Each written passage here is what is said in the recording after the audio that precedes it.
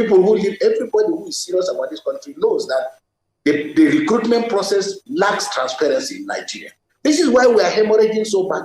Because how do you get a job? There are people who are holding positions today that elsewhere, even where they have come from, they would never have risen to the position they've risen to. But they've got into that position because they worship in the right church, in the right mosque, or they speak the right language. So this is the point I'm making, and it's not new to Nigeria. So please wake up and smell the coffee. What's up, guys? How you doing? Welcome to Crisog Media. And that was Bishop Kukah of the Catholic Bishop of Sokoto diocese. He said the President Muhammadu Buhari has left us in a vulnerable position as compared to 2015. He said nepotism, corruption, and insecurity have magnified the failure of the administration. He said quite a lot in this, and as a matter of fact, he made mention of quite a few things. I want you to take your time to listen, to watch this clip from the beginning to the end, to give your opinion, to leave your comment in the section, to share and like this content. He made mention of a lot of things, and as a matter of fact, we like to see more of the men of God coming to speak to power. Some of them have been speaking on their pulpit, but I think it's not loud enough for members of the public to see that the situation of the country actually touched them. Bishop Kukah actually spoke at length in this particular video, which I'm going to release to you. It touched everybody. And as a matter of fact, before bringing it to you, I've watched it. And I want you to also listen to it. If the right people were in the right places, will we be where we are in all the... Even the failure of the Buhari administration has perhaps very little to do with maybe the good intention of Buhari himself. I am convinced that President Buhari has had the best intention. But I think that you don't need to... I don't need to name any names for you to know why things are failing. If people had the competence and the capacity, why would we be where we are today? You are hearing which kind of government, what will allow one human being to steal as much as 100 billion and nobody can figure out how these monies were moving? You have a system of an architecture of governance that has been designed in a way and manner. And this is what nepotism does. Whether these things are based on gender or race or whatever, when you privilege power and put it in the hands of people on grounds of blood relationship, or on grounds of religious affinity, or in whatever shape or form, what you're doing is that you are laying down a mattress of comfort. So people will steal, and they know that the next person who is supposed to have oversight, prays with them, is the same tribe. So what will happen? The nepotism in this government has many faces. It's blood, it's also religion. I'm not the one to tell you. You know yourself. Why are we having problems with whether it's fight against corruption, whether it's fight against banditry, whether it is all these humongous sums of money you are hearing, that are moving in different directions? What is the cause of it? So the things I'm saying are not new. These things have characterized governance in Nigeria. If President Buhari goes tomorrow and somebody else becomes president, Yoruba man, Igbo man, Efik man, whatever, the language in the villa will change. So nepotism has only been consolidated as a system of government. And the result is a kind of lack of feeling of transparency and honesty that we are seeing in the system. So I don't have to name any names.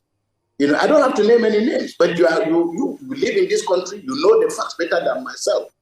Okay, I'm not the one to tell you. People who live, everybody who is serious about this country knows that the recruitment process lacks transparency in Nigeria.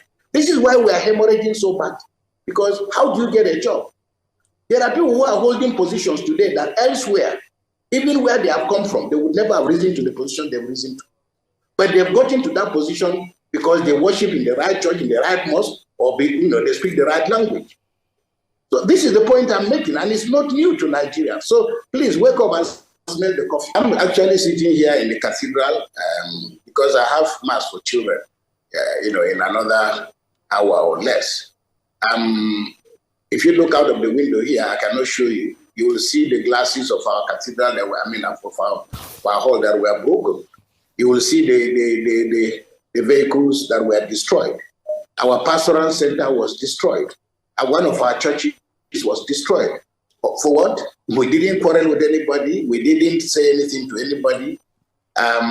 You have a situation where in northern Nigeria, across northern Nigeria, you have a reservoir of young people who simply at the slightest provocation, whether if it concerns Islam or whatever, whether it has got anything to do with the church, the question Nigerians should ask themselves, what have Christians done that our churches, our properties, our hospitals, which are serving the majority of Muslims, have become objects of target practice? For example, what did the trial of Deborah have to do? The governor simply announced that these people who did this were going to be tried. How would that provoke young people to go and start destroying the properties of Christians? Because they went to the shop. We have verifiable evidence of young people going out to shop. So this is Okafor's shop. This is a Christian shop. Let's pass this one. It belongs to. These things are done openly. When a president wants to tell me about wishing me a happy Christmas, I need to hear him say, no Christian, nobody in this country can lose their life because somebody stood up somewhere and said he wants to defend, his religion. People have been killed across this country. Christians have remained vulnerable, and in many respects, their infrastructure and their businesses remain, just as I said, objects of target practice. You organize a Miss World contest, churches are bombed across northern Nigeria. You draw cartoons in Denmark, churches are destroyed in northern Nigeria. As I'm talking to you, when the president says he's wishing me a happy Christmas as a Christian, I need to hear the president tell me I can build a church anywhere in Dora if I apply for land. As it is, it's not possible. I need to hear the president say professors who are in universities in northern Nigeria, Christian students who are in universities in northern Nigeria, across the whole of the country, can have places of worship. As I'm talking to you, universities 40, 50 years up till today in most universities in northern Nigeria, the Christian community has no place of worship. So when people stand and look at me in the face and say, we're wishing you a happy Christmas, I need you to walk the talk. So if you ask me, what am I supposed to say? And guess what? I'm supposed to fix my church back. I'm supposed to fix back properties that were destroyed.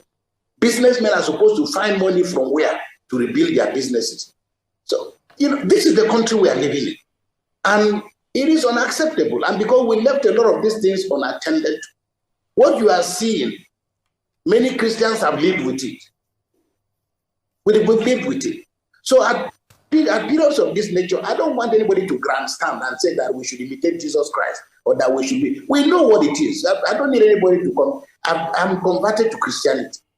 But it should be on record in this country that by being a Christian or by being a Muslim, you've not committed an offense. So I feel and I believe and I know the facts are there. They are verifiable. Christians living in northern Nigeria are living in fear. Despite our massive contribution to the economic well-being of the states in which, despite our being law-abiding, but every church you are building, you are living in fear because you don't know what is going to happen. And when these things happen, nobody gets tried. So these are the questions that we need to resolve. The Boras are no longer living here. They are now living in Rivers State. Okay? Because I'm sitting here as Bishop of Sokoto. My parishioners are moving. They are moving in droves. Everybody is sick and tired. We don't even have a political culture.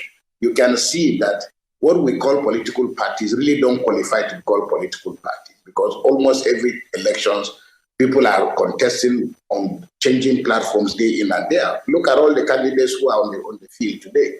There's nobody who has not moved in at least 3 or 4 different directions. So to the extent that political parties are seen as just mere vehicles for getting us to a destination, wherever that destination may be, the responsibility of ordinary Nigeria is to look at the text of the promises that people are making. And then political engagement after swearing in a president is not about what the president promised. If the president or they made all these promises, it is our responsibility to hold their feet to the fire. I didn't ask the APC to make the promises it made. I didn't ask the APC president to make the promises he made on May 29. I did not ask him to make the promises. I didn't ask him to promise that he's going to keep us safe. I didn't ask them to make promises that they were going to bring back our girls. I didn't ask them to make promises about giving us power and so on and so forth. In all of this, what kind of scorecard do they have? So what is missing in Nigerian politics? It's not that we are being governed by good men or bad men and women. It is that we lack the politics of engagement.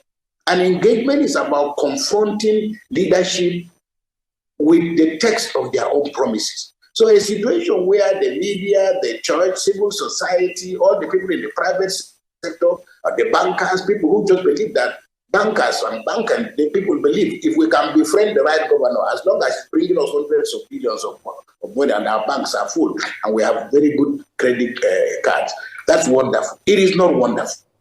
Okay? If people just think that because they are in contract and they have managed to land the right contract and that political engagement is about self-enrichment, well, we're not getting anywhere. So for me, going forward, there's nothing like voting for the best president, or all of these candidates are making promises. Will they fulfill the promises? They might try to fulfill the promises, but things might change. It is the responsibility of ordinary people to remind people whom they voted for that this has not happened. We need to see more boots on the ground and on the streets. Nigerians need to demonstrate their anger.